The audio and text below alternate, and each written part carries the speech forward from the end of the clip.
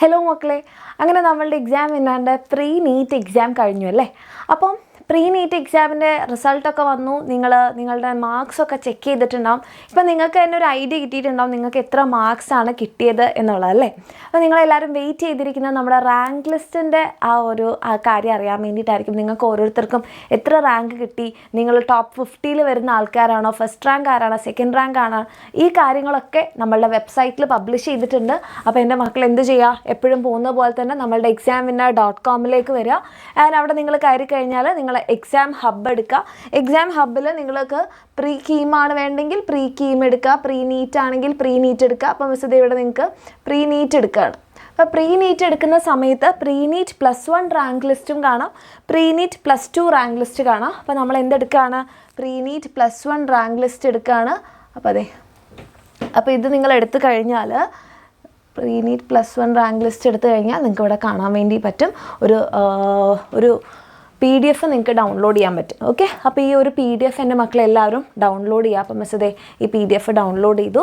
അപ്പോൾ ഈ PDF നിങ്ങൾക്ക് നിങ്ങളുടെ റോൾ നമ്പറിൻ്റെ ബേസിലാണ് ഇവിടെ നിങ്ങളുടെ റാങ്ക് കാണാൻ വേണ്ടി പറ്റുക. അപ്പം മിസ്സത് കുറച്ച് സൂം ചെയ്ത് കാണിച്ചു തരാം. അപ്പോൾ ഇവിടെ നിങ്ങൾ നോക്കിക്കഴിഞ്ഞാൽ നിങ്ങൾക്ക് പല രീതിയിൽ കാണാം അല്ലേ. ഇപ്പം ഇവിടെ എടുത്തിട്ടുള്ള റോൾ നമ്പർ എന്ന് പറഞ്ഞിട്ടുണ്ടെങ്കിൽ ലാസ്റ്റ് നമ്പർ എന്ന് പറഞ്ഞാൽ 2068 വരുന്ന റോൾ നമ്പർ. അപ്പോൾ 2068 വന്ന ആ ഒരു കുട്ടിയുടെ റാങ്ക് എന്ന് പറയുന്നത് എത്രയാണ്, ഫസ്റ്റ് റാങ്ക് ആണ്. ഫസ്റ്റ് റാങ്ക് കിട്ടിയ ആളാണ് 2068. അപ്പോൾ ആ ആൾക്ക് കിട്ടിയിട്ടുള്ള സ്കോർ എത്രയാണ്, 567 ആണ്. അതായത് ടോട്ടൽ 720 മാർക്സിൽ കിട്ടിയിട്ടുള്ള റാങ്ക് 567 ആണ്. ഓക്കെ, ആൻഡ് ഇവിടെ നിങ്ങൾക്ക് വേറൊരു സംഭവം കാണാം, അഡ്ജസ്റ്റഡ് നീറ്റ് സ്കോർ. അതെന്താണെന്ന് മിസ് പറഞ്ഞുതരാം. അപ്പോൾ ഇവിടെ നിങ്ങളുടെ റോൾ നമ്പറിൻ്റെ ബേസിൽ നിങ്ങളുടെ സ്കോർ ഉണ്ട്, നിങ്ങളുടെ റാങ്ക് ഉണ്ട്. അപ്പോൾ എൻ്റെ മക്കളെല്ലാവരും ഈ പറഞ്ഞ രീതിയിൽ നിങ്ങൾ ചെക്ക് ചെയ്യുക നിങ്ങളുടെ റാങ്ക് എത്രയാണെന്നുള്ളത്. ആൻഡ് ഈ വീഡിയോയിൽ നമ്മൾ അതല്ല ചെയ്യാൻ വേണ്ടി പോകുന്നത്. അതായത് ഇപ്പോൾ മിസ് ഇവിടെ നിങ്ങൾക്ക് കാണിച്ചു തന്നിട്ടുള്ള ഒരു PDF അല്ലേ. അപ്പോൾ ഇവിടെ നിങ്ങൾക്ക് roll number, total score, adjusted NEET score and rank കാണാം. അപ്പോൾ എന്താണ് ഈ ഒരു അഡ്ജസ്റ്റഡ് നീറ്റ് സ്കോർ കൊണ്ട് ഉദ്ദേശിക്കുന്നത്? അതായത് നമ്മളുടെ ഈ +1 പ്രീ നീറ്റ് എക്സാം എന്ന് പറഞ്ഞാൽ അത്യാവശ്യം ഒരു ഡിഫിക്കൽട്ടി ലെവൽ കുറച്ചൊരു കൂടിയിട്ടുള്ളൊരു എക്സാം ആയിരുന്നു. ആൻഡ് അതേപോലെ തന്നെ നിങ്ങളിപ്പോൾ +1 മാത്രമേ പഠിച്ചിട്ടുള്ളൂ. ആൻഡ് ഈ ഒരു പ്രീ നീറ്റിന് വേണ്ടിയിട്ട് നിങ്ങളിപ്പം ആ ഒരു സീരിയസ്നെസ്സിലല്ല ഉണ്ടായിരിക്കുക അല്ലേ. +2കാർ എഴുതുന്ന ആ ഒരു സീരിയസ്നെസ്സോട് നിങ്ങൾ ഈ ഒരു പ്രീ നീറ്റ് എക്സാം ആ ഒരു ലെവലിൽ ചിലപ്പോൾ കണ്ടിട്ടുണ്ടാവില്ല. ആൻഡ് നിങ്ങൾ +1 മാത്രമേ പഠിച്ചിട്ടുള്ളൂ. ആൻഡ് ഇത് കുറച്ച് ഡിഫിക്കൽട്ടുമായിരുന്നു. എന്നിട്ടും നിങ്ങൾക്ക് എന്ത് കിട്ടി, ഈ ഒരു സ്കോർ കിട്ടി.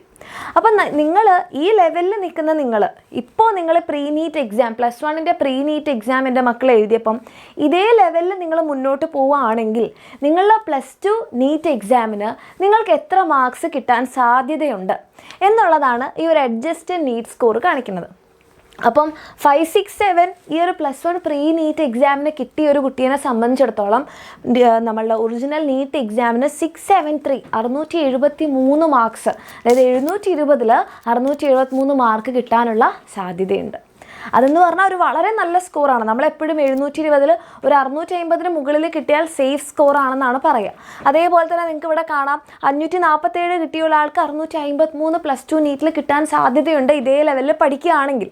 ആൻഡ് അതേപോലെ നിങ്ങൾക്ക് ഓരോരുത്തരുടെയും നിങ്ങളുടെ അഡ്ജസ്റ്റഡ് നീറ്റ് സ്കോർ കാണാം. ഓക്കെ, പക്ഷേ നിങ്ങളിതിൽ മിസ്സിനൊരു കാര്യം പറയാനുള്ളത്, നിങ്ങളുടെ ഇപ്പോഴത്തെ നീറ്റ് സ്കോർ കണ്ടിട്ട് അയ്യോ എനിക്ക് ഇത്രയും മാർക്സ് ഉള്ളൂ, ഞാൻ ഇത്രയും പഠിച്ചിട്ട് എനിക്ക് 500 കിട്ടിയുള്ളൂ, അല്ലെങ്കിൽ ഞാൻ ഇത്രയും പഠിച്ചിട്ട് എനിക്ക് 400 കിട്ടിയുള്ളൂ. പക്ഷേ നിങ്ങളത് ടെൻഷൻ അടിക്കേണ്ട, ഡീമോട്ടിവേറ്റഡ് ആവണ്ട. എൻ്റെ മക്കൾ മനസ്സിലാക്കുക, ഇപ്പോൾ ഒരു 430 മാർക്സ് കിട്ടിയ ഒരാളെ സംബന്ധിച്ചിടത്തോളം അവർ ഇതേ ലെവലിൽ പഠിക്കുകയാണെങ്കിൽ അവർക്ക് 536 മാർക്സ് കിട്ടാനുള്ള സാധ്യതയുണ്ട്. ഓക്കെ, അതിന് അവരുടെ റാങ്ക് എത്രയാണ് വരുന്നത്, 20 ആണ്. അപ്പോൾ ഇതൊരു നല്ല കാര്യമാണ്. ഓക്കെ, ആൻഡ് മിസ് ഈ റാങ്ക് ലിസ്റ്റിനെ എന്താക്കിയിട്ടുണ്ട്, 3 കാറ്റഗറി ആക്കി ഡിവൈഡ് ചെയ്തിട്ടുണ്ട്. 3 കാറ്റഗറി. അതെന്ന് പറഞ്ഞിട്ടുണ്ടെങ്കിൽ ഒന്നാമത്തെ കാറ്റഗറിയിൽ വരുന്ന ആൾക്കാർ 450 എബവ് ആണ്. Okay, 450 above. അപ്പം നമ്മളെ ഈ ഒരു +1 പ്രീ നീറ്റിൽ നിങ്ങളുടെ അഡ്ജസ്റ്റഡ് സ്കോർ, ഓക്കെ, നിങ്ങൾ നോക്കേണ്ടത് ഏതാണ്, adjusted score. Adjusted NEET score okay, അത് 450 എബവ് ആണെങ്കിൽ നിങ്ങൾ അത്യാവശ്യം നല്ല ലെവലിലാണ് ഇപ്പോൾ പഠിച്ചുകൊണ്ടിരിക്കുന്നത്. ആൻഡ് നിങ്ങൾക്ക് വളരെയധികം സാധ്യതയുണ്ട് നമ്മളുടെ നീറ്റ് എക്സാമിന് നിങ്ങൾക്ക് റാങ്ക് വാങ്ങിക്കാനും അതേപോലെ തന്നെ 650 എബവ് സ്കോർ ചെയ്യാൻ വളരെയധികം സാധ്യതയുള്ള ആൾക്കാരാണ്. അതുകൊണ്ടാണ് ഇപ്പോൾ നിങ്ങളുടെ ഒറിജിനൽ നീറ്റ് സ്കോർ തന്നെ നിങ്ങൾ നോക്കിക്കോളൂ. ഒറിജിനൽ നീറ്റ് സ്കോറിൽ തന്നെ നിങ്ങൾക്കൊരു 450 എബവ് ഉണ്ടെങ്കിൽ, അല്ലെങ്കിൽ നിങ്ങൾക്കൊരു സമാധാനത്തിന് ഞാൻ ഇതേ ലെവലിൽ പഠിക്കുകയാണെങ്കിൽ ഞാൻ എൻ്റെ അഡ്ജസ്റ്റഡ് നീറ്റ് സ്കോർ നോക്കുക, എനിക്ക് +2 ഇത്രയും കിട്ടാൻ സാധ്യതയുണ്ട്.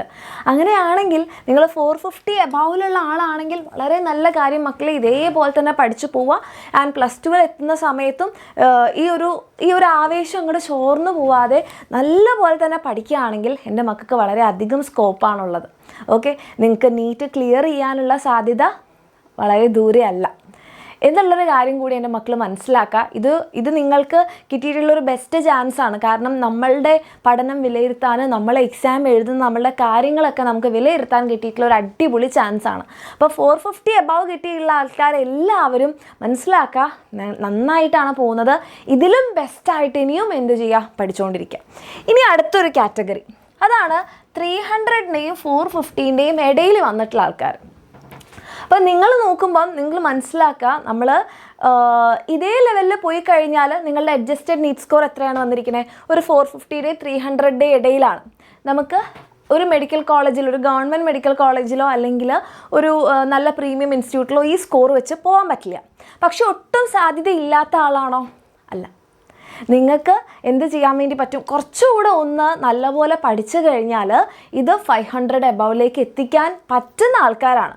പക്ഷേ പല കാരണങ്ങൾ കൊണ്ട്, ഒന്നുകിൽ നിങ്ങളിതിനെ സീരിയസ് ആയിട്ട് കണ്ടിട്ടുണ്ടാവില്ല, അല്ലെങ്കിൽ ചില ആൾക്കാർ വെറുതെ ഒന്ന് എഴുതി നോക്കാമെന്ന് പറഞ്ഞ് എഴുതിയതായിരിക്കാം, അല്ലെങ്കിൽ നമ്മൾ വിചാരിച്ചതുപോലെ പോയിട്ടുണ്ടാവില്ല. അങ്ങനെ പല കാരണങ്ങളായിരിക്കും. അപ്പം നിങ്ങൾ മനസ്സിലാക്കുക, നിങ്ങൾക്ക് സാധ്യതയുള്ള ആൾക്കാരാണ്.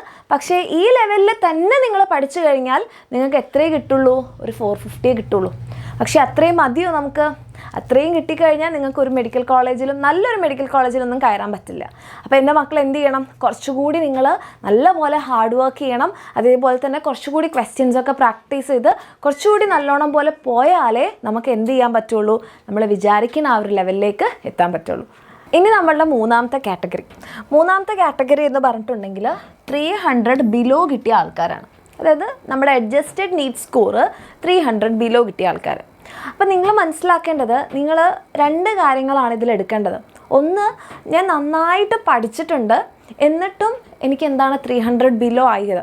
അപ്പം നമ്മളൊന്ന് ചിന്തിക്കണം. അതായത് നന്നായിട്ട് പഠിച്ചു, +1 നീറ്റ് നന്നായിട്ട് പഠിച്ചിട്ടുണ്ട്, അതിൻ്റെ ക്ലാസ്സുകൾ നന്നായിട്ട് നോക്കിയിട്ടുണ്ട്, ഞാൻ എൻ്റെ ബെസ്റ്റ് ട്രൈ ചെയ്തു, എന്നിട്ടും 300 ബിലോ ആണ് കിട്ടിയതെങ്കിൽ അത് നിങ്ങൾ മോശമായതുകൊണ്ടല്ല. അതിനർത്ഥം നമ്മൾ പഠിക്കുന്ന രീതിയിൽ എന്തോ ഒരു കുഴപ്പമുണ്ട്. ഒന്നുകിൽ നമ്മൾ പഠിക്കുന്ന രീതി, കോൺസെപ്റ്റ് ശരിക്കും മനസ്സിലാക്കിയിട്ടായിരിക്കില്ല. നമ്മൾ എഫേർട്ട് ഇടുന്നുണ്ടാവും, പക്ഷേ നമ്മൾ കോൺസെപ്റ്റ് മനസ്സിലാക്കിയിട്ടായിരിക്കുന്നില്ല പഠിക്കുന്നുണ്ടാവുക. രണ്ടാമതായിട്ട് നമ്മൾ ക്വസ്റ്റ്യൻ ചെയ്യുന്ന സമയത്ത് എന്തെങ്കിലും വരുത്തിയ എറേഴ്സ് ആയിരിക്കും. മൂന്നാമതായിട്ട് നമ്മൾ ചിലപ്പോൾ നമ്മളെല്ലാം പഠിക്കുന്നുണ്ടാവും, ചിലപ്പോൾ റിവിഷൻ ചെയ്യുന്നുണ്ടാവില്ല. അങ്ങനെ എന്തോ ഒരു സ്ഥലത്ത് ഏതോ ഒരു മിസ്റ്റേക്ക് വരുന്നുണ്ട്. അതാണ് നമ്മൾ ഇത്രയും എഫേർട്ട് ഇട്ടിട്ടും എവിടേക്ക് എത്താത്തത്, നമ്മളുടെ ഈ ഒരു നല്ല സ്കോറിലേക്ക്. നല്ല സ്കോറാണെന്നല്ല, 300 ബിലോ എന്ന് പറഞ്ഞാൽ നമുക്ക് നീറ്റ് ക്ലിയർ ചെയ്യാൻ പറ്റില്ല. അപ്പോൾ നമ്മൾ എന്ത് ചെയ്യണം, അതെന്താണ് നമ്മളുടെ പ്രശ്നം എന്ന് നമ്മൾ മനസ്സിലാക്കണം. രണ്ടാമത്തെ കാറ്റഗറി എന്ന് പറഞ്ഞാൽ പഠിക്കാത്തത് കൊണ്ടാണ് നമുക്ക് 300 ബിലോ കിട്ടിയത്.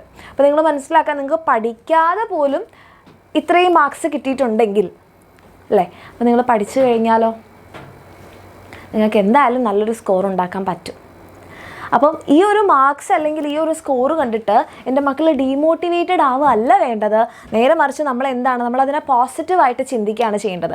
അപ്പോൾ 450 എബവ് കിട്ടിയിട്ടുള്ള ആൾക്കാർ ഇതിനെ ഭയങ്കര ഓവർ കോൺഫിഡൻ്റ് ആയിട്ട് എടുക്കാതെ നമ്മൾ എന്ത് ചെയ്യുക, യെസ് ഞാൻ നല്ലൊരു ട്രാക്കിലാണ്, ഞാൻ പഠിക്കുന്നത് അതേ രീതിയിൽ തന്നെയാണ് വരുന്നത്, അതിൻ്റെ റിസൾട്ട് ഉണ്ടാവുന്നുണ്ട്, ഇതേപോലെ തന്നെ പോയി കഴിഞ്ഞാൽ എനിക്ക് എന്തായാലും നീറ്റ് ക്ലിയർ ചെയ്യാൻ പറ്റും എന്നുള്ളൊരു കോൺഫിഡൻസ് ഉണ്ടാക്കിയെടുക്കുക. ആൻഡ് അതിന് വേണ്ടിയിട്ട് മാക്സിമം വർക്ക് ചെയ്യുക.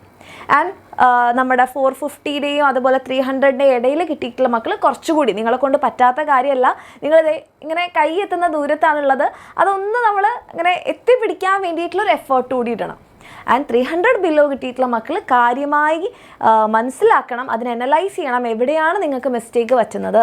നിങ്ങൾ പഠിച്ച രീതിയിലുള്ള കുഴപ്പമാണോ? നിങ്ങൾ ക്വസ്റ്റ്യൻ അറ്റംപ്റ്റ് ചെയ്തിട്ടുള്ള പ്രശ്നമാണോ? ക്വസ്റ്റ്യൻ വായിച്ചിട്ട് നിങ്ങൾക്ക് മനസ്സിലാവാത്തതാണോ? നിങ്ങൾ റിവിഷൻ ചെയ്യാത്തതാണോ? എന്താണ് പ്രോബ്ലം എന്ന് മനസ്സിലാക്കുക. ഇനി പഠിക്കാത്തത് കൊണ്ടാണ് 300 ബിലോ കിട്ടിയതെങ്കിൽ ഇനിയും നിങ്ങൾ ഈ രീതിയിൽ മുന്നോട്ട് പോയാൽ നീറ്റ് ക്ലിയർ ചെയ്യാൻ പറ്റില്ല. അപ്പോൾ പഠിക്കുക, അടിപൊളിയായിട്ട് വർക്ക് ചെയ്യുക. നമ്മൾക്ക് ഇനിയൊരു വർഷം കൂടെ നമ്മളുടെ കയ്യിലുണ്ട്, നമ്മളുടെ മുന്നിലുണ്ട്. ആൻഡ് നമ്മുടെ ഹാഫ് സിലബസ് അവിടെയാണ് കിടപ്പുള്ളത്. അതിന് വേണ്ടിയിട്ട് നല്ലപോലെ വർക്ക് ചെയ്യുക. ഓക്കെ, നല്ലപോലെ വർക്ക് ചെയ്യുക, എന്നാലേ റിസൾട്ട് ഉണ്ടാവുള്ളൂ. ഓക്കെ, ആൻഡ് നിങ്ങൾക്ക് എന്താണ് തോന്നുന്നത്? നിങ്ങളുടെ റിസൾട്ട് കണ്ടിട്ട് എൻ്റെ മക്കൾക്ക് എന്താണ് തോന്നുന്നത്? എൻ്റെ ഒരു റിസൾട്ട് ഞാൻ കാരണം വരുത്തിയതാണോ അതോ ഞാൻ വർക്ക് ചെയ്യാത്തതുകൊണ്ട് വരുത്തിയതാണോ എന്നുള്ളത് നിങ്ങൾ സിൻസിയറായിട്ട് കമൻറ്റ് ചെയ്യാം.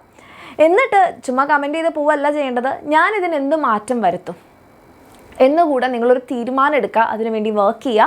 അപ്പം നീറ്റിനൊക്കെ ആണെങ്കിൽ +2-നാണെങ്കിൽ നിങ്ങൾ എവിടെയെങ്കിലുമൊക്കെ ഒരു കോച്ചിങ്ങിന് പോകുന്നുണ്ട്, ക്വസ്റ്റ്യൻസ് ഒക്കെ പ്രാക്ടീസ് ചെയ്യുന്നുണ്ടെന്നുള്ളൊരു കാര്യം എൻഷുർ ചെയ്യുക. ആൻഡ് നമ്മുടെ എക്സാം വിന്നറിനാണെങ്കിൽ നമുക്ക് നമ്മുടെ വേദ ബാച്ചൊക്കെ ഉണ്ട്, താല്പര്യമുള്ള മക്കൾക്ക് അഡ്മിഷൻ എടുക്കാം.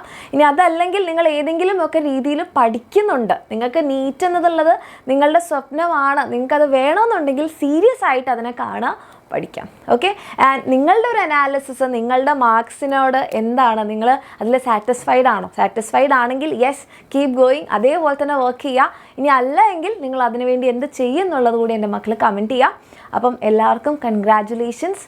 അതേപോലെ തന്നെ റാങ്ക് കിട്ടിയ മക്കളെല്ലാവർക്കും കൺഗ്രാജുലേഷൻസ്. ടോപ്പ് 3 വരുന്നവർക്കും ടോപ്പ് 50 വന്നവർക്കും അല്ലാതെയുള്ള മക്കൾക്കും നിങ്ങളെല്ലാവരും നിങ്ങളുടെ ബെസ്റ്റ് എഫേർട്ട് ഇട്ടിട്ടുണ്ട്. അതിന് വേണ്ടിയിട്ട് കൺഗ്രാറ്റ്സ്. ഇനിയും മുന്നോട്ട് പോകാൻ മക്കളെ, നമ്മളുടെ കയ്യിലൊരു വർഷം കൂടി സമയമുണ്ട്. ഹാർഡ് വർക്ക് ചെയ്യുക. എന്നിട്ട് ഇനിയിപ്പോൾ +2-ലൊക്കെ ഇതേപോലെ ഒരു പ്രീ നീറ്റ് എക്സാം ഒക്കെ നടത്തുന്ന സമയത്ത് നിങ്ങൾക്ക് ഈ ഒരു നിങ്ങളുടെ റാങ്ക് ലിസ്റ്റ് കമ്പയർ ചെയ്യാം.